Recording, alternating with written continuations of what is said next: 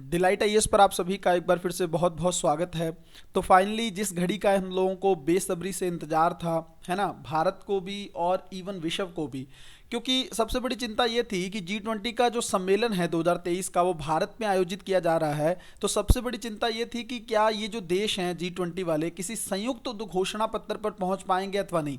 भारत के लिए चिंता इसलिए थी क्योंकि आप सोच के देखो, पहली बार G20 का जो सम्मेलन है वो भारत में हो रहा है। और भारत से अगर इस तरह का सम्मेलन हो, इतना बड़ा सम्मेलन हो और कोई जॉइंट डिक्लेरेशन जारी ना हो, तो इसको भारत को कूटनीतिक हार के रूप में हम देखते। इसलिए बट ऐसा हुआ नहीं और भारत का जो मेहनत है भारत की वो रंग लाई और फाइनली G20 के जो देश हैं एक संयुक्त उद्घोषणा पत्र पर राजी हो गए हैं।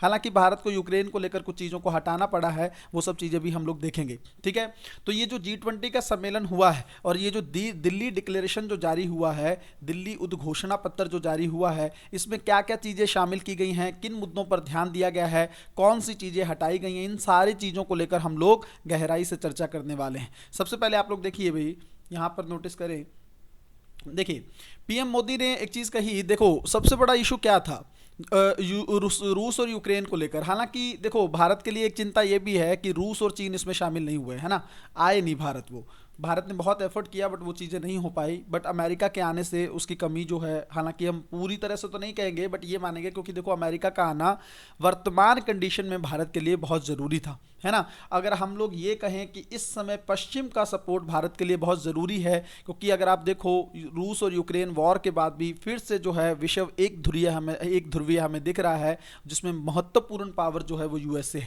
है ना। ऐसी कंडीशन में हम यूएसए को नज़रअंदाज नहीं कर सकते थे और फाइनली वही हुआ, हमने यूएसए को प्रायोरिटी दी। दूसरा ये था कि भारत को, जो रूस को जिस चीज़ से दिक्कत थी यूक्रेन चीज़ों को लेकर, है ना, जो पैराग्राफ भारत ने शामिल किए हुए थे उनको भारत ने कुछ हद तक हटाने का प्रयास किया है।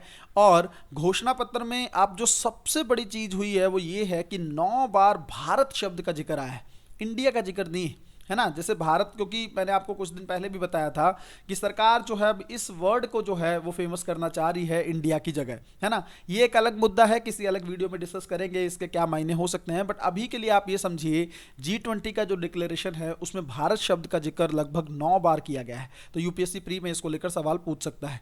दूसरा, घोषणा पत्र में लगभग 4 बार यूक्रेन का भी जिक्र है। तो ऐसा नहीं है कि हमने यूक्रेन को पूरी तरह छोड़ दिया है। ये उस बात के साथ इस डिक्लेरेशन की एंडिंग की गई है जो पीएम मोदी ने कहा था कि युद्ध का दौर नहीं है, अभी का जो समय है ना वो युद्ध का दौर नहीं है। तो सब लोगों को चाहिए कि मानवता को प्राथमिकता दी जाए।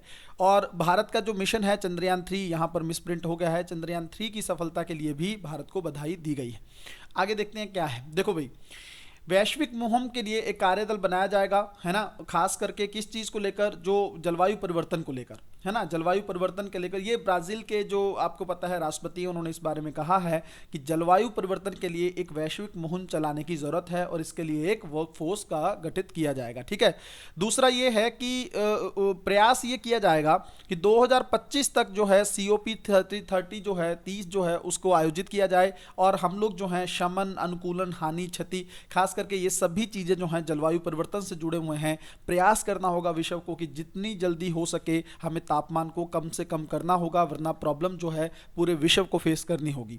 सबसे बड़ी चीज़ और सबसे इंपॉर्टेंट चीज़ ये है कि अफ्रीकन यूनियन को G20 का नया सदस्य बनाया गया है। ठीक है, और ये सबसे ज़्यादा इसके लिए भारत ने प्रयास किया था। ये आप लोग देख सकते हैं कि इस तरह से जो उनके हेड हैं वो प्रधानमंत्री, जैसे ही प्रधानमंत्री मोदी ने उनको स्थायी सदस्य बनाने का प्रस्ताव रखा तो वो गले लग गए, है ना। यहाँ पे देखिए, समिट के पहले ही सेशन में पीएम ने G20 के लिए अफ्रीकन यूनियन की स्थायी सदस्यता का प्रस्ताव रखा, है ना। जैसे ही इसको पारित किया गया और अफ्रीकन यूनियन के जो हेड थे वो पीएम मोदी के गले लग गए, है ना। हालांकि इस प्रस्ताव का चीन और EU ने भी समर्थन किया, यूरोपियन यूनियन ने भी।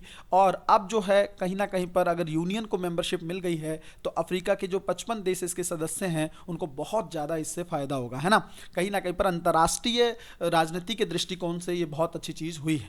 दूसरा देखिए, यहाँ पर देखिए पीएम मोदी ने क्या कहा है कि दुनिया में ना विश्वास का संकट पैदा हो गया। उनका क्या कहना है, देखो वो कह रहे हैं कि यूक्रेन युद्ध जो हो रहा है ना, इससे लग रहा है कि दुनिया में ना एक दूसरे पर कोई भी ट्रस्ट नहीं कर पा रहा है। और ये बात बिल्कुल सच है। आप सोच के देखिए, पश्चिम जो है वो आपस में गुटबंदी कर रहा है, चीन और रूस आपस में गुटबंदी कर रहे हैं। तो भारत ने ना एक बहुत अच्छी बात बोली है कि देखो ये जो चीज़ें हैं ना सही नहीं है, आप भरोसा बनाइए। अगर भरोसा नहीं होगा तो एक ही चीज़ जो है जो तीसरा विश्व युद्ध है उसको क्रिएट कर सकती है। आप सोच के देखिए कौन सा संकट है ये, विश्वास का संकट है ना, विश्वास का संकट पैदा हो गया है। हालांकि भारत ने कहा है कि अगर हम कोविड 19 जैसी महामारी से को हरा सकते हैं, जीत सकते हैं, तो विश्वास में कमी वाले संकट को भी हम लोग हरा सकते हैं। तो उन्होंने कहा है कि वैश्विक भलाई के लिए हमें उसको प्रायोरिटी देनी होगी और हम लोग सब साथ मिलकर चलें और एक दूसरे पर भरोसा करें। अगर हम लोग एक दूसरे पर भरोसा नहीं करेंगे तो मैंने अभी आप लोगों को बताया, इससे भारत को दिक्कत हो सकती है। यहाँ पर आप लोग देखेंगे इस बार जो है समिट में इंडिया की जगह भारत रखा गया है। ठीक है, तो आगे आप लोग देखिए अब कौन कौन सी इंपॉर्टेंट बातें हैं। देखिए प्रीलिम्स के लिए और मेंस के लिए बहुत इंपॉर्टेंट टॉपिक है, ध्यान से समझ लीजिएगा इसको। पहली चीज, सस्टेनेबल डेवलपमेंट गोल पर सब लोग मिलकर काम करेंगे और भारत की पहल पर वन फ्यूचर अलायंस, ये बहुत अच्छी चीज है, इस पर सवाल पूछा जा सकता है। ये इस तरह का एक गठबंधन बनाया जाएगा। दूसरा, बायोफ्यूल को लेकर अलायंस बनाया जाएगा जिसके फाउंडिंग मेंबर भारत, अमेरिका और ब्राजील होंगे। इस पर तो मुझे लगता है हर हाल में सवाल बन सकता है। ठीक है, तो यहां से इसको ध्यान रखिएगा। और बायोफ्यूल आप लोगों को पता है जैव ईंधन जो होता है, जिसको आप लोग पता है सस्टेनेबल के तरीके से यूज कर सकते हैं, उस तरह का एक प्रयास किया जाएगा जिसमें भारत, अमेरिका और ब्राजील बहुत अच्छे तरीके से इसको आगे रन करेंगे। फिर एक धरती एक परिवार एक भविष्य, ये आपको पता होगा, इस बार का लोगो भी था, है ना। एक धरती रहेगी, सब लोग एक परिवार है, एक भविष्य सबका कॉमन है। तो हम लोगों को जलवायु परिवर्तन की दिशा में बहुत अच्छे से काम करना होगा। मल्टीलेटरल डेवलपमेंट बैंक जो आप लोग जानते हैं, जैसे वर्ल्ड बैंक है, ठीक है, आईएमएफ है, इसके अलावा भी हैं जैसे ब्रिक्स का बैंक है, तो इस तरह के बैंकों को बेहतर बनाने का प्रयास किया जाएगा। ठीक है, ग्लोबल साउथ आप लोग जानते हैं, खास करके इसमें गरीब देश आते हैं, इसमें एशिया और अफ्रीका को आप लोग शामिल कर सकते हैं, है ना, एशिया और अफ्रीका, तो इस पर फोकस किया जाएगा आने वाले टाइम में। दूसरा, क्रिप्टो करेंसी को लेकर एक ग्लोबल पॉलिसी बनाने का प्रयास किया जाएगा।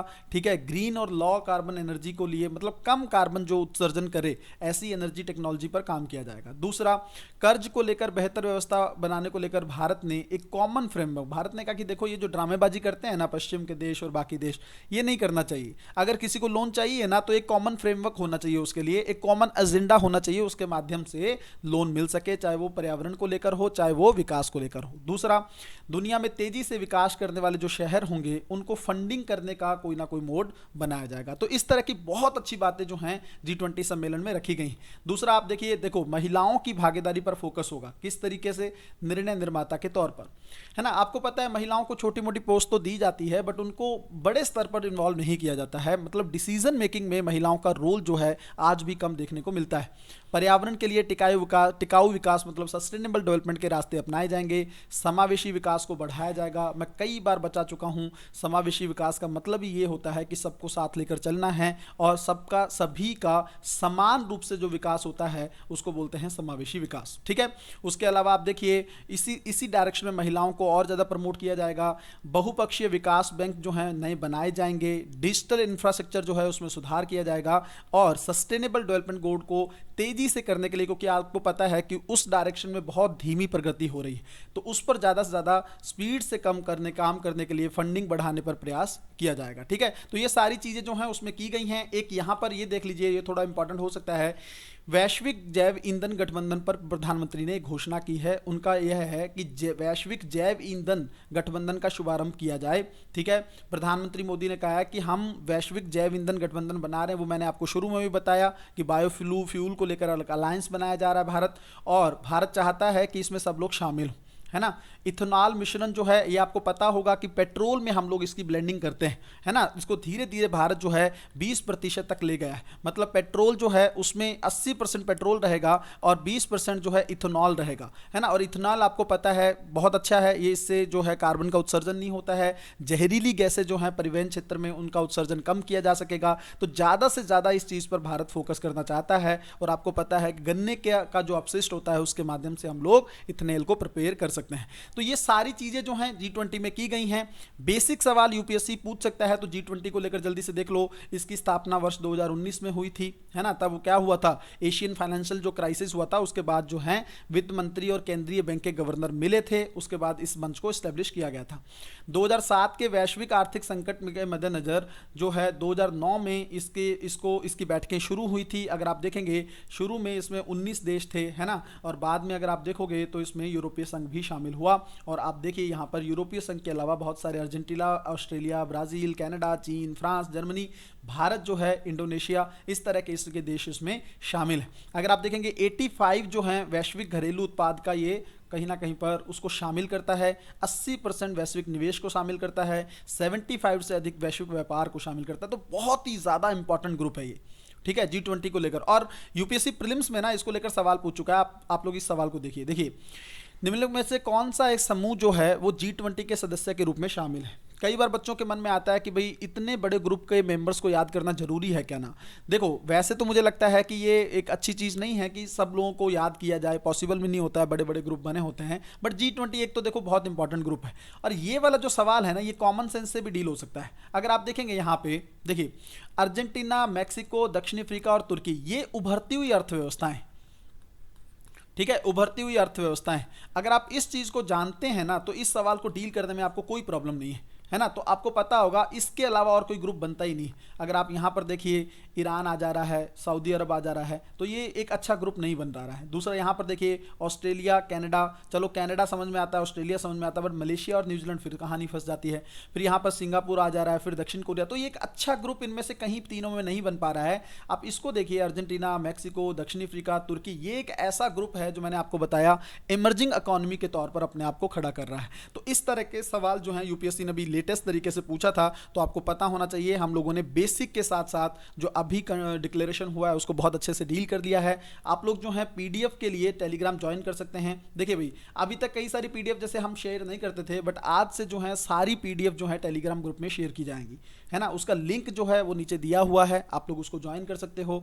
डिलाइट आईएएस के ऑनलाइन मेंटोरशिप प्रोग्राम में जुड़ने के लिए इस नंबर पे आप लोग कॉल कर सकते हो, ठीक है। यूपीएससी प्रीलिम्स 2024 के लिए मेंटोरशिप प्रोग्राम चल रहा है, प्रीलिम्स 2025 के लिए मेंटोरशिप प्रोग्राम चल रहा है। तो आप लोग इसमें भागीदारी करके, शामिल होके अपनी सक्सेस को या अपनी सिलेक्शन को श्योर कर सकते हो, ठीक है। मिलते हैं अगली वीडियो में, तब तक अपना ध्यान रखें, अपनी पढ़ाई को बहुत अच्छे तरीके से करते रहें।